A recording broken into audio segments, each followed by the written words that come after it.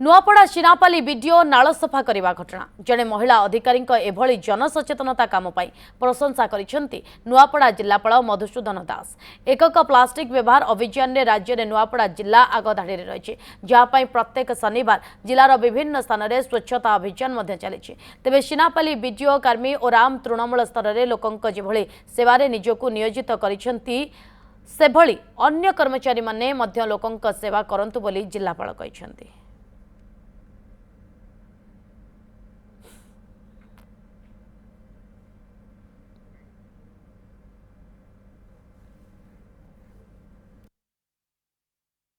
मो शाबाशी देवी धन्यवाद देवी मंडल उन्नयन अधिकारी सिनापाली को से निजे मध्य ड्रेन में पड़ी प्लास्टिक जरी को से निजे उठे एक उदाहरण सृष्टि करती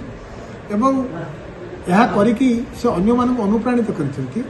तेणु तांकू टीम नुआपड़ा तरफ जिलापाल हिसाब से मु धन्यवाद ज्ञापन करुच्ची एवं से जड़े महिला अधिकारी होकरी से एक उदाहरण सृष्टि कर भितर प्रशासनिक अधिकारी हिसाब से जो भावावेग रहा कथा जो भाव से संवेदनशील प्रशासन जगेदेव आट ग्रासरूट लेवल तृणमूल स्तर में सी कर देखते।